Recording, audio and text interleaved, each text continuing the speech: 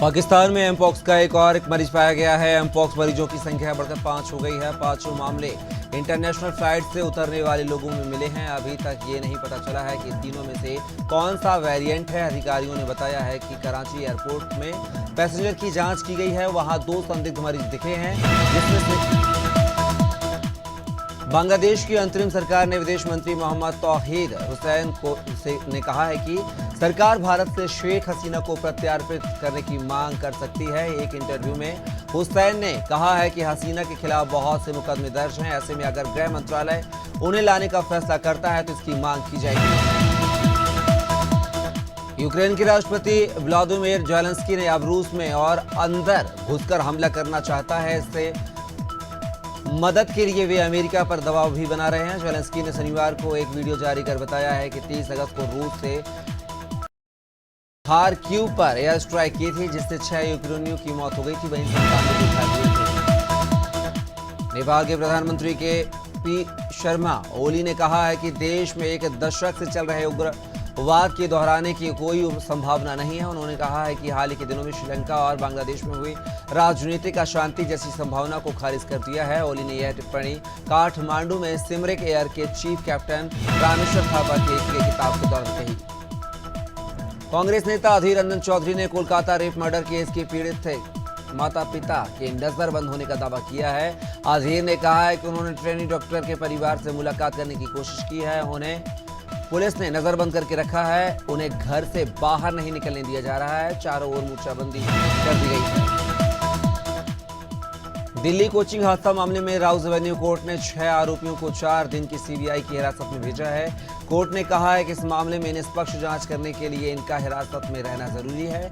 आरोपियों को सितंबर तक सीबीआई कस्टडी में रहना होगा। दरअसल 27 जुलाई को राउ एवेन्यू कोर्ट ने आईएएस कोचिंग के बेस में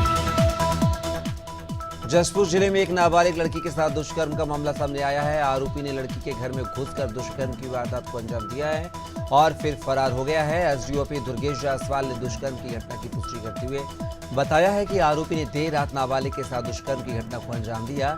पीड़िता की शिकायत पर मामला दर्ज किया गया है। फतेहपुर के ललौली थाना क्षेत्र में एक महिला का शव नाले में मिला है। परिजनों ने दुष्कर्म के बाद हत्या करने का आरोप लगाया है। परिजनों का कहना है कि दूर का रिश्तेदार बहला फुसलाकर महिला को अपने साथ ले गया था और महिला की दुष्कर्म के बाद हत्या कर दी है। मौके पर पहुंची पुलिस ने शव को पोस्टमार्टम के लिए भेज दिया है और 2 लोगों को हिरासत में लिया। हापुड़ के नानपुर गांव के रजवाहे में गिरने से 3 साल के मासूम की दर्दनाक मौत हो गई है। बताया जा रहा है कि बच्चा अपने घर के बाहर खेल रहा था। इसी दौरान बच्चा खेलते खेलते रजवाहे में गिर गया, जिससे बाद सिंचाई विभाग रजवाहे को बंद कर दिया। कड़ी मशक्कत के बाद 6 किलोमीटर दूर बच्चा मिला।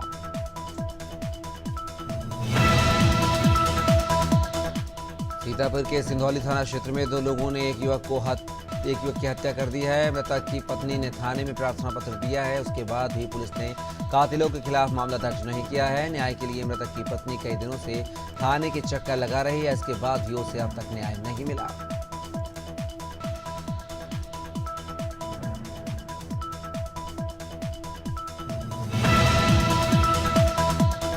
बदायूं में 7 माह की गर्भवती महिला के साथ मारपीट के आरोपियों पर पुलिस ने अभी तक कोई कार्रवाई नहीं की है। मामला सहसवास कोतवाली क्षेत्र के रसूलपुर टप्पा मलसई गांव का है। मारपीट के बाद महिला की हालत बिगड़ गई थी। आज महिला ने मृत बच्चे को जन्म दिया है। घटना का 1 सप्ताह पहले शहडोल में अनादि टीवी की खबर का असर हुआ है। यहाँ पुलिस ने एक नाबालिग से मारपीट करने वाले 5 नाबालिगों को पकड़ा है। बता दें कि करीब 5 किशोरों ने अपने हम उम्र के साथ मारपीट कर उसे मुर्गा भी बनाया था। पुलिस ने 5 आरोपियों को पकड़ लिया है और जुवेनाइल जस्टिस एक्ट के तहत मामला दर्ज किया है। गंजबसुआ पुलिस ने अंधे कत्ल का खुलासा कर 4 आरोपियों को गिरफ्तार किया है। वहीं एक आरोपी फरार बताया जा रहा है। दरअसल कुछ दिनों पहले ककरावदा गांव के पास केवटन नदी के पुल के नीचे एक युवक का बरामद हुआ था। बता दें कि आरोपियों ने मृतक का एक्सीडेंट हुआ था। आरोपियों ने उसे अम्बेडकर नगर में इब्राहिमपुर थाना क्षेत्र के आलनपुर गांव में पुलिस ने छापेमार कार्रवाई की है। कार्रवाई के दौरान 2 गौ तस्करों को पकड़ा है, जबकि 2 आरोपी अभी भी फरार है। पुलिस ने तस्करों के पास से 32 किलो से ज्यादा गौमांस, 1 बंदूक, 4 चापड़ और बाइक बरामद की है। दमोह पुलिस ने 5 दिनों में व्यापारियों को धमकाने वाले आरोपी को गिरफ्तार कर लिया है। बता दें कि कपड़ा व्यापारी को कुछ दिन असामाजिक तत्वों ने हथियार दिखाकर धमकाया था। घटना सीसीटीवी कैमरे में कैद हुई थी, जिसका वीडियो भी सोशल मीडिया पर जमकर वायरल हुआ था। व्यापारी ने थाने में आरोपियों के खिलाफ मामला दर्ज कराया है। सागर के सनौदा थाना क्षेत्र में 9 माह पहले हुए अंधे कत्ल का पुलिस ने खुलासा कर दिया है। पुलिस ने बताया है कि महिला ने पति के खाने में नींद की गोलियां मिला दी थीं और अपने 2 प्रेमियों के साथ मिलकर पति का गला दबाकर हत्या कर दी थी। फिलहाल पुलिस ने आरोपी पत्नी समेत अन्य 2 आरोपियों को गिरफ्तार कर लिया है। जहां देश भर में नशा मुक्ति अभियान चल रहा है, तो वहीं कांकेर के आसपास वार्ड में गांजा बिक्री से परेशान मोहल्ले वासियों ने विरोध प्रदर्शन किया है। उन्होंने गांजा लेने आए युवकों को जूतों की हार पहनाया है और इसका वीडियो बनाकर सोशल मीडिया पर वायरल कर दिया है। कई बार शिकायत करने के बावजूद पुलिस ने कोई कार्रवाई नहीं की। उत्तर प्रदेश की 10 विधानसभा सीटों पर के साथ मिर्जापुर की मझुआ विधानसभा सीट पर भी उपचुनाव होना है, लेकिन मझुआ ब्लॉक के ग्राम प्रधानों ने उपचुनाव का बहिष्कार करने का ऐलान कर दिया है। दरअसल ग्राम प्रधान मनरेगा का भुगतान नहीं होने से नाराज हैं। ग्राम प्रधानों ने कहा है कि जब तक मनरेगा का भुगतान नहीं होगा, ब्लॉक का कार्यालय बंद रहेगा।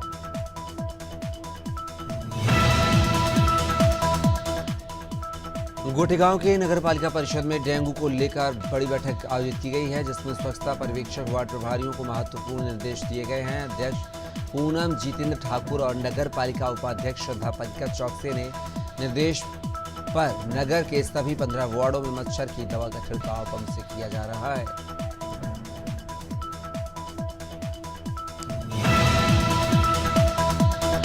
खैरागढ़ में सुदूर वनांचल क्षेत्र के वैगा आदिवासी बाहुल्य गोलरडीह गांव में स्वच्छता त्योहार का आयोजन किया गया है, जिसमें जिला कलेक्टर चंद्रकांत वर्मा, जिला पंचायत सीईओ सुरुचि सिंह सहित जिला प्रशासन के आला अधिकारी शामिल हुए हैं। कार्यक्रम के माध्यम से ग्रामीण क्षेत्रों में ठोस कचरा का उचित प्रबंधन करना और ग्रामीण परिवेश को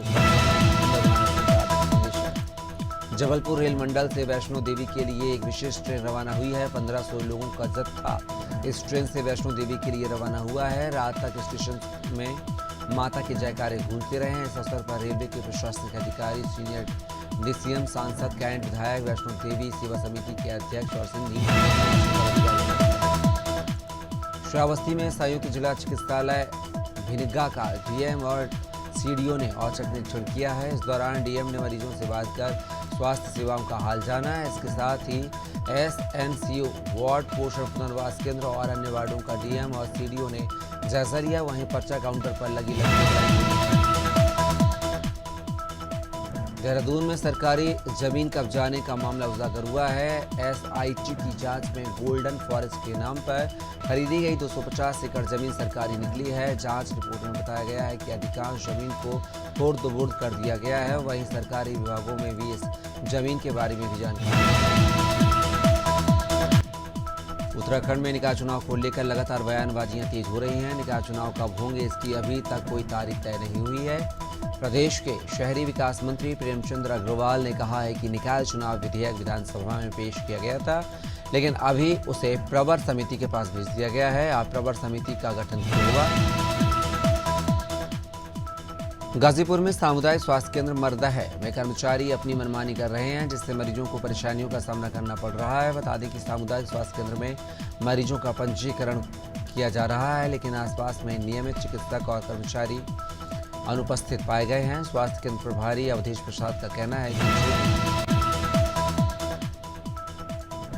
कि राष्ट्रीय सोशलिस्ट पार्टी के अध्यक्ष स्वामी प्रसाद मौर्य फर्रुखाबाद दौरे पर रहे, जहां उन्होंने भगवतीपुर गांव पहुंचकर दोनों मृतक लड़कियों के परिजनों से मुलाकात की है और दोनों लड़कियों की हत्या के मामले में पीड़ित परिवार को मुआवजा राशि देने की मांग की है। उन्होंने कहा है कि मामले में सीबीआई जांच करेगी। मुख्यमंत्री पुष्कर सिंह धामी चारधाम यात्रा को लेकर काफी गंभीर नजर आ रहे हैं। उन्होंने कहा है कि 15 सितंबर से दूसरे चरण की यात्रा शुरू हो रही है। यात्रा के दौरान भारी संख्या में तीर्थयात्री चारों धामों में दर्शन के लिए आएंगे। दरअसल बरसात के पहले यात्रा के समय में यात्रियों की संख्या सीमित की गई थी, लेकिन अभी अधिकारियों को हरदोई पालिका की बैठक का अध्यक्ष मोहम्मद रईस अंसारी की अध्यक्षता और विजेता गुप्ता के संचालन में हुई है। शुरुआत में सदस्यों ने 2023-24 का आय व्यय बजट प्रस्तुत करने और चर्चा करने पर जोर दिया है। हंगामे के बाद एजेंडे के सभी 19 प्रस्ताव पारित किए गए हैं, जिसमें साल 2024-25 के लिए इटावा में रेलवे स्टेशन के बाहर दिन दहाड़ एक युवक की हत्या से सनसनी फैल गई है। हत्या के बाद आरोपी खुद थाने पहुंचा और पुलिस के सामने सरेंडर किया है। आरोपी और मृतक आपस में जीजा साले हैं। बताया जा रहा है कि दोनों ने पहले साथ में मैगी खाई थी। इसी दौरान दोनों में किसी बात को लेकर विवाद हो गया, जिससे जीजा ने अपने साले पर चाकू से ताबड़तोड़ हमला कर दिया। महासमुंद के नवजीवन अस्पताल में दवाओं के ओवरडोज से 6 साल की बच्ची की मौत हो गई है। बच्ची की परिजनों ने डॉक्टर्स पर लापरवाही बरतने का आरोप लगाया है। दरअसल बच्ची को फीवर होने पर परिजन नवजीवन अस्पताल लेकर गए थे। परिजन की शिकायत के बाद पुलिस ने बच्ची के शव को पोस्टमार्टम के लिए भेज दिया था और आगे की कार्रवाई शुरू कर दी है।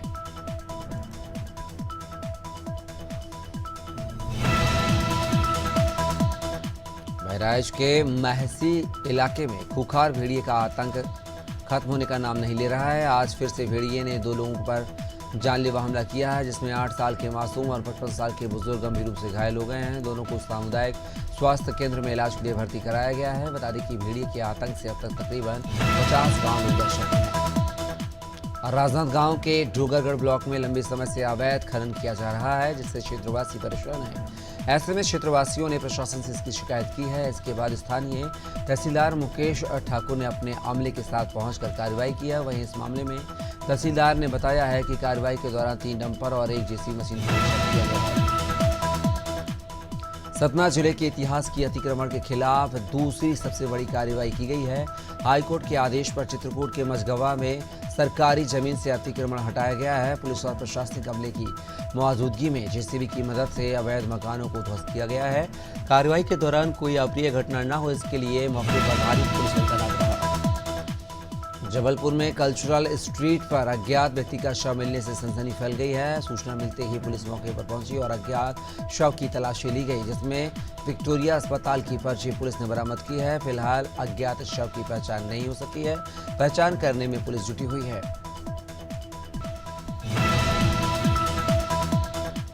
छुरिया नगर और आसपास के क्षेत्र में 2 सितंबर पोला पर्व धूमधाम से मनाया जाएगा। इस पर्व को लेकर ग्रामीण और शहरी क्षेत्रों में तैयारियां शुरू कर दी गई हैं। बता दें कि पर्व के दिन बैल और नंदी की विधिपूर्वक पूजा की जाएगी। नगर में आज मिट्टी के कई आकर्षक खिलौने और बर्तनों की दुकानें सज रही हैं।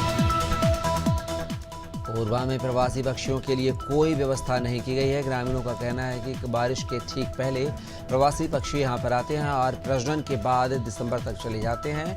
पहले वन विभाग कर्मचारी पेड़ों पर जाली लगा देते थे, जिससे प्रवासी पक्षी के अंडे और उनके बच्चे सुरक्षित रहते थे, लेकिन लगभग 3 सालों से बजाजा ग्रुप लंबे समय बाद कोई आईपीओ लेकर आ रहा है। Most awaited Bajaj housing finance का आईपीओ की तारीख का ऐलान हो गया है। 9 से 11 सितंबर तक यह आईपीओ खुलेगा। यह आईपीओ कुल 6,500 करोड़ रुपए का होगा। इसमें फ्रेश इश्यू 1 सितंबर से 19 केजी वाला कॉमर्शियल गैस सिलेंडर की कीमतों को बढ़ा दिया गया है। ये गैस सिलेंडर अब लोगों को 39 रुपये महंगे मिलने वाले हैं। हालांकि 14 केजी वाले घरेलू गैस सिलेंडरों की कीमतों में कोई इजाफा नहीं हुआ है। कॉमर्शियल सिलेंडर दिल्ली में 1691 रुपये और कोलकाता में 1802 रुपये, मुंबई में 1644 और चेन्नई में 1855 रुपये में मिलेगा।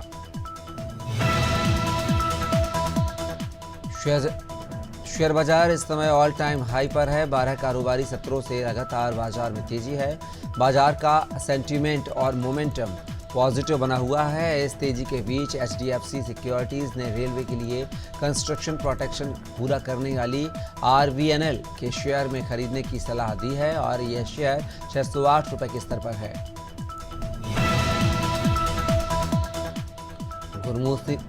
गुरमीत सिंह की शानदार गोल कीपिंग के दम पर नॉर्थ ईस्ट यूनाइटेड की टीम ने डूरंड कप फुटबॉल का खिताब जीत लिया है। टीम ने 133वें सीजन में फाइनल मुकाबले में 2 गोल से पिछड़ने के बावजूद डिफेंडिंग चैंपियन मोहन बागान को शूटआउट में 4-3 से हराया।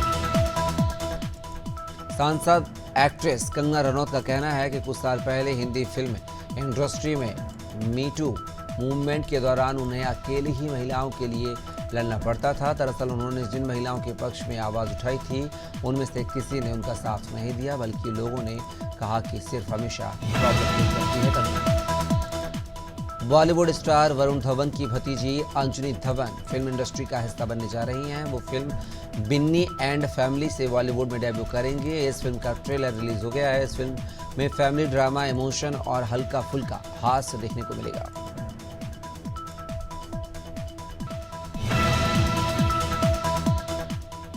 कंगना रनौत अपनी फिल्म इमरजेंसी को लेकर चर्चा में हैं। इस फिल्म में उन्होंने भारत के पूर्व प्रधानमंत्री इंदिरा गांधी के रोल में दिखाया जाएगा। फिल्म का ट्रेलर आते ही फिल्म पर विवाद भी शुरू हो गया है।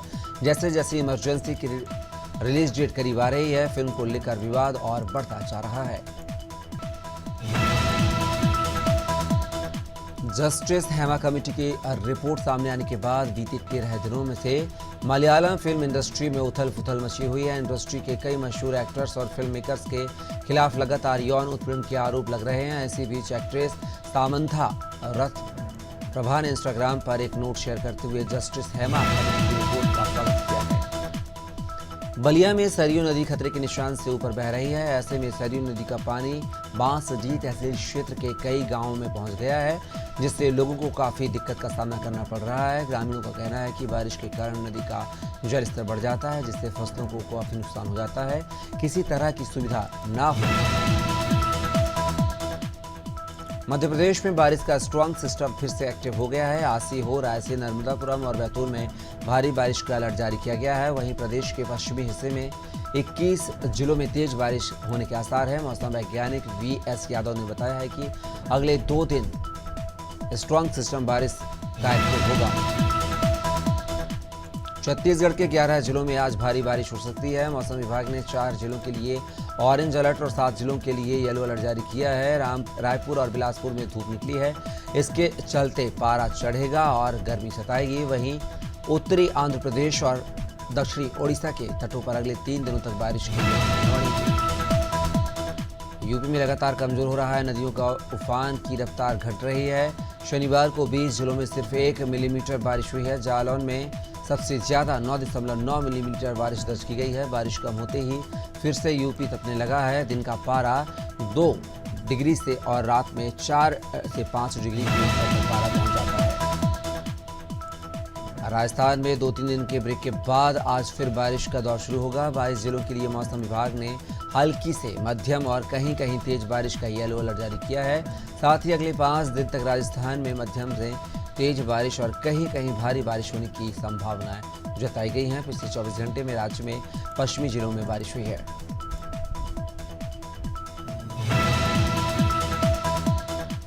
झारखंड में आज उत्तरी निकटवर्ती मध्य भागों में बारिश की संभावना है। मौसम विभाग ने 4 जिलों में बारिश का येलो अलर्ट जारी किया है। इन जिलों में गढ़वा, पूर्वी महसिनभूमि, सरायकेला, सरसावा और पश्चिमी सिंहभूमि शामिल है। पश्चिम विभाग ने यहां पर बारिश और आकाशीय बिजली गिरने की संभावना भी जताई है।